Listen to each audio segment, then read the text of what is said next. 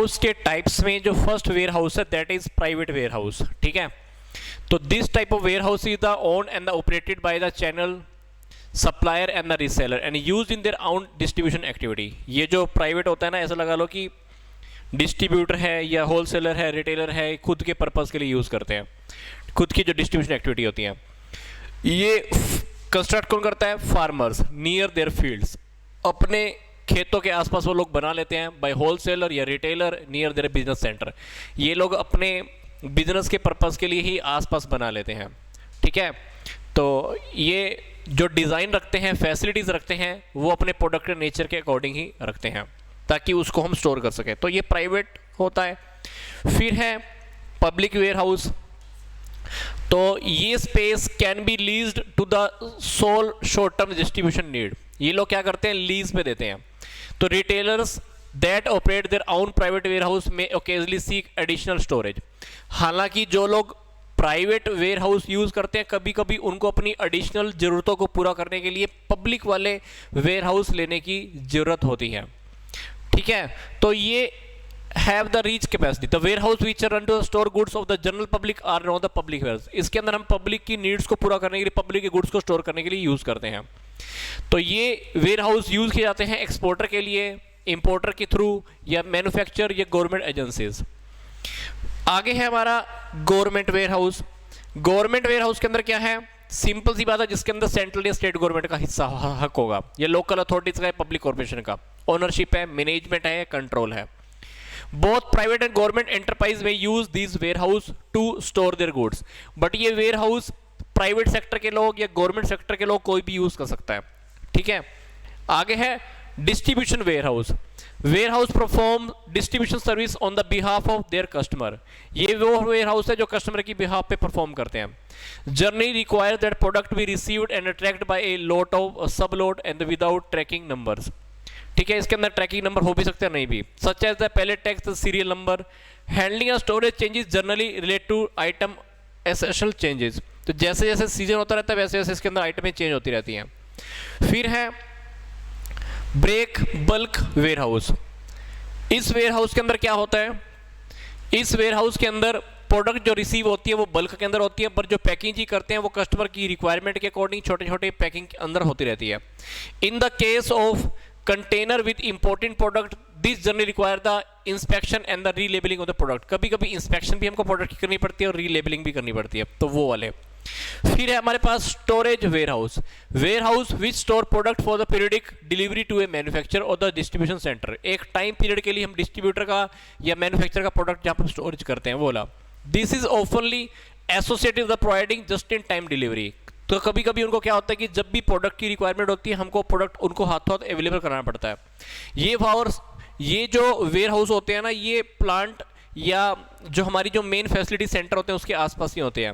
तो company use storage of different requirement like seasonal demand and the supply, उसको complete करने के लिए स्टोरेज वेयर हाउस का यूज करते हैं। फिर वेयर हाउस है हमारे पास ऑटोमेटेड। ऑटोमेटेड के अंदर क्या है? कहता है कि with advancing the computer and the robotic technology. तो इस वेयर हाउस के अंदर क्या है? ऐसा कह लो कि पूरी की पूरी टेक्नोलॉजी, आईटी टेक्नोलॉजी लगी हुई है, उसी में सारा रिकॉर्ड मेंटेन होता होगा, उसी के अकॉर्डिंग सारा हैंडल करता होगा। तो ये वेयर हाउस ऑटोमेटिक सिस्टम पे बेस है, जहां पर रोबोट वगैरह कह सकते हैं, सवाल छोटे छोटे रोबोट होते होंगे। फिर है क्लाइमेट कंट्रोल्ड वेयर हाउस। ऐसा लगा लो कि जो वेयर हाउस क्लाइमेट को मेंटेन करने के लिए होता होगा। मान लो कहीं पर धूप ज़्यादा पड़ती है तो वेयर हाउस कुछ ऐसा बना होगा जिसके ऊपर धूप का इफेक्ट कम होता होगा। कहीं पे सर्दी ज़्यादा पड़ती है और प्रोडक्ट रख रहे हैं हमको ऐसा कि जो सर्दी में खराब ना हो, तो वो वेयर हाउस ऐसा होगा जो सर्दी को भी सहन कर ले। तो वो क्लाइमेट के अकॉर्डिंग बने हुए वेयर हाउस। फिर हमारे पास कोऑपरेटिव वेयर हाउस।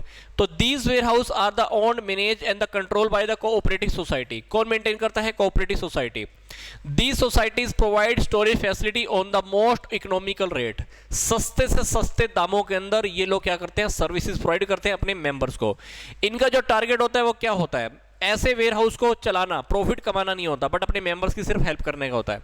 जैसे कोऑपरेटिव सोसाइटीज होती है ना, वैसे कोऑपरेटिव वेयर हाउस भी होता है। टारगेट प्रॉफिट कमाना नहीं है, अपने मेंबर्स की हेल्प कर रहा है, इसलिए मेंबर्स मिलकर ही बनाते होंगे। फिर है बॉन्डेड स्टोरेज। तो these warehouses are owned, manage and control by the government as well as the private agencies. तो ये गवर्नमेंट और प्राइवेट एजेंसीज मिलकर चलाते हैं।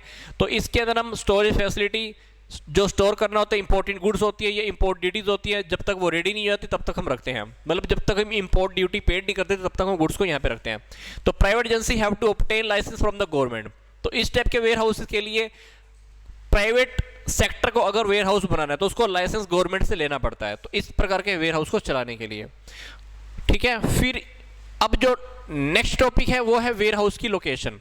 वेयर हाउस की लोकेशन को अगर आपने सेलेक्ट करना है, साइट लोकेशन का अगर डिसीजन लेना है, तो उसके लिए आपको काफी सारे फैक्टर अपने को ध्यान रखने पड़ेंगे। जो पहला फैक्टर है वो है रेंट, रेट एंड टैक्सेस की बात। क्या टॉपिक है? Rent, rate and taxes. फिर आप ये देख लेना कि हमारे पास रेंट ज़्यादा तो नहीं लग रहा, टैक्सेस ज़्यादा नहीं पे करने पड़ रहे, तो उन सारी चीज़ों को ध्यान में रखकर आप अपनी वेयर हाउस की लोकेशन को या साइट का लोकेशन को डिसाइड करना। दूसरी चीज़ जो हमको देखनी होती है वो है स्किल्ड वर्कफोर्स। आपको आसपास लेबर अवेलेबल होगा नहीं होगा, काम करेंगे नहीं करेंगे, आपको वेयर हाउस से ज़्यादा दूर से लेबर लानी तो नहीं पड़ रही, तो वो देख लेना कि लेबर आपको आसपास से मिल जाए। फिर मटेरियल हैंडलिंग कैपेबिलिटीज, मतलब ये देख लेना, you should consider which choosing a location for the warehouse is ability to handling equipment. तो जो फैसिलिटीज हमको स्टॉक को मेंटेन करने के लिए या स्टोरेज फैसिलिटी के लिए चाहिए होता है, वो हमारे पास है या नहीं है, ये सारी चीज़ें हमने देख लेना कि वो हमारे पास अवेलेबल हो पाएंगे या नहीं हो पाएंगे। फिर आप इंफ्रास्ट्रक्चर को भी चेक करना, पानी, बिजली, बैंकिंग, कम्युनिकेशन, ये सारी बातें भी आप देखना, क्योंकि अगर आपके पास प्रॉपर रोड नहीं है, साइडिंग फैसिलिटी नहीं है, रेल नहीं है, तो आपको दिक्कत आने वाली है। फिर मार्केट को भी देख लेना। तो जब भी आप देखो, अगर आपको लगता है कि मार्केट में बार बार आपको कस्टमर के पास पहुंचना पड़ता है, तो आप कस्टमर के आसपास ही उसको ले लो, अदरवाइज आपको डिसीजन अपने आप से लेना पड़ेगा। एक्सेस, एक्सेस के अंदर क्या है? The location of the warehouse has the greater effect on the primary transportation cost. Difficulty in the access will have the influence on the transportation cost. तो आप देख लेना ट्रांसपोर्टेशन की कॉस्ट कितनी आ रही है, कैसे आ रही है।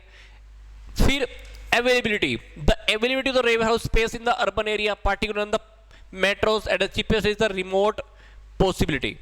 ठीक है, in such cases storage has to be shifted beyond municipal limits where space ही अवेलेबल एट चीपर रेट। क्योंकि बड़ी बड़ी सिटी के अंदर आपको पता है कि साइट्स लेना बहुत महंगा होता है, तो अपने को कोई ऐसी जगह देखनी है जहां पर हमारे चीपर रेट्स पर ये मिल जाए। क्योंकि अगर आप म्युनिसिपल एरिया के अंदर रखते हो तो आपको बहुत ज़्यादा टैक्सेस वगैरह पे करने पड़ सकते हैं, तो कुछ ऐसा उनकी बाउंड्री से बाहर जाकर अपना स्टोरेज हाउस ले लो, वेयर हाउस ले लो, जहां पर हो सकता है कि आपको प्राइसेस कम पे करने पड़े। फिर प्रोडक्ट भी देख लो, प्रोडक्ट आपका कौन सा है? The type of product will have profound effect on the number of the warehouse required in their location. अगर आपके पास प्रोडक्ट ज़्यादा है तो आपका वैसे ही होगा, प्रोडक्ट अगर आपके पास कम है तो वेयर हाउस आपको उतना ही कम रखने वाला होगा। प्रोडक्ट आपके जल्दी खराब होने वाले हैं तो वेयर हाउस आपको वैसे ही बनाना पड़ेगा। अगर आपको प्रोडक्ट लगता है कि भाई कोल्ड स्टोरेज चाहिए तो आपको वहाँ पे रेफ्रिजरेटर या वहाँ पर पूरा एयर कंडीशन रखना पड़ेगा। तो प्रोडक्ट के ऊपर भी डिपेंड करता है आपके वेयर हाउस की साइट की लोकेशन। तो बहुत सारी चीज़ें हैं। वेयर हाउस मैनेजमेंट सिस्टम के अंदर अगर आप स्टडी करोगे तो आपको स्टडी करने का मिलेगा, जैसे हमारे पास सॉफ्टवेयर होता है तो वैसे सॉफ्टवेयर की हेल्प से हम क्या करते हैं, वेयर हाउस को मेंटेन करते हैं। अगला है हमारे पास डिस्ट्रीब्यूशन चैनल। अब अपने को पता है कि कस्टमर तक प्रोडक्ट पहुंचाने के लिए अपने को क्या करना पड़ता है, काफी सारे डिस्ट्रीब्यूशन चैनल्स को यूज करना पड़ता है जिससे हम वहां तक प्रोडक्ट को पहुंचा दें। तो डिस्ट्रीब्यूशन चैनल की प्रोसेस की एक डिजाइनिंग है, process of designing distribution channel. तो सबसे पहले हम बात करते हैं कि हमको इसको डिजाइन कैसे करना होता है, इसकी एक प्रोसेस है। सबसे पहले बात है formulation of the channel objective. पहले तो आप देख लो कि आपका ऑब्जेक्टिव क्या है। ऑब्जेक्टिव के अंदर आपके ये थोड़े से ऑब्जेक्टिव हो सकते हैं। हम गुड या सर्विसेज को टाइम पर अवेलेबल करना चाहते हैं, वो हम इंक्रीज करना चाहते हैं। कस्टमर की रिक्वायरमेंट को सेटिस्फाई करना चाहते हैं। गुड्स और सर्विसेज का प्रमोशन टाइम पर करना चाहते हैं या उसको इंश्योर करना चाहते हैं। To obtain detailed market information, हमारे पास मार्केट की इंफॉर्मेशन भी आ जाए। कॉस्ट इफेक्टिवनेस, हमारी कॉस्ट भी सही हो, ना ज़्यादा हो ना कम हो, कॉस्ट हम कम से कम करना चाहते हैं। तो डिस्ट्रीब्यूशन चैनल के अंदर सबसे पहले अपने को क्या करना होता है, जो भी आपके चैनल के ऑब्जेक्टिव हैं उसको फॉर्मुलेट करना होता है। फिर आपने क्या करना है, जो आपकी पोटेंशियल मार्केटिंग इंटरमीडिएटर्स है ना, उसको आपने आइडेंटिफाई करना होता है। मतलब कभी कभी तो क्या होता है कि आपको मार्केट के अंदर आपको प्रोडक्ट से सीधा कस्टमर तक डायरेक्ट पहुंचाना पड़ता है, और कभी कभी आपको कस्टमर तक प्रोडक्ट इंडायरेक्ट देना पड़ता है, होलसेलर के थ्रू या रिटेलर के थ्रू, तो वो चीज़ भी अपने को देख लेना। होलसेलर के थ्रू जाएगा, डिस्ट्रीब्यूटर्स के थ्रू जाएगा, एजेंट्स के थ्रू जाएगा, ब्रोकर्स के थ्रू जाएगा, कमीशन एजेंट होंगे, ब्रोकर होंगे, क्लियर एजेंट होंगे, तो ये सारी बातें भी आपको देखना होगा, फॉरवर्डिंग एजेंट होंगे, ये सारी बातें अपने को देखनी होंगी। इसके बाद क्या करना, एनालिसिस करना प्रोडक्ट का। The manufacturer produces different types of product having different nature and the feature. So channel should be selected on the basis of product feature and the nature.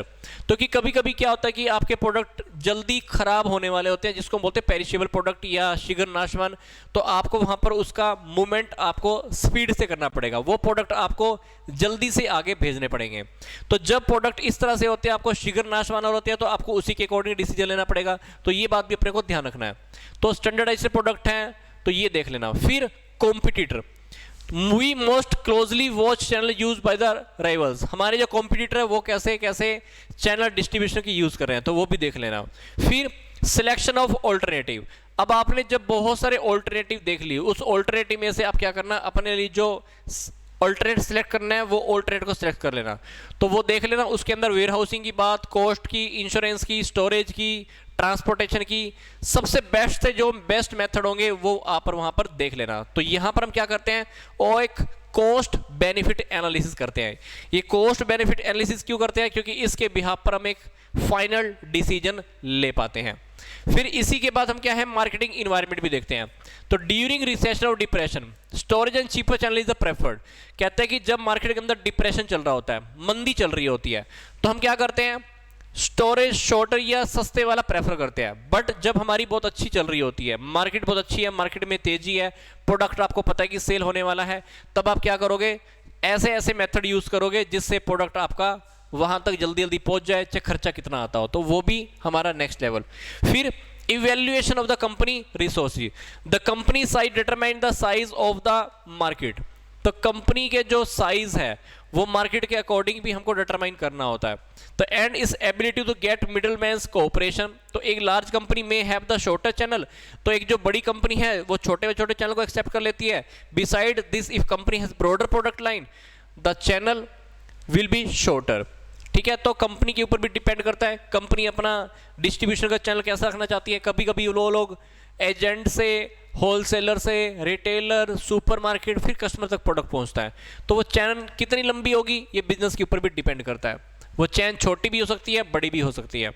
फिर अगली जो बात है, एनालिसिस ऑफ कस्टमर नीड, तो लोट का size क्या होगा, customer के टाइम वेट कर सकता है, ठीक है, प्रोडक्ट की क्या वेराइटीज हैं, ये सारी बातें भी अपने को देख लेनी चाहिए। तो firm should deeply analysis the needs of the various clients, clients की जरूरतों को भी ध्यान में रख लो। फिर कंसिडरेशन रिलेटेड टू गवर्नमेंट, तो गवर्नमेंट के जो भी रूल्स एंड रेगुलेशन है उनको भी ध्यान में रखकर हमको डिस्ट्रीब्यूशन ऑफ चैनल के सिलेक्शन करना होता है।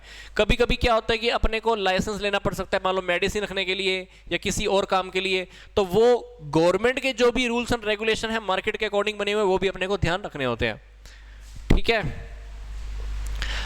अगला जो टॉपिक है वो है customer service strategy and the practices.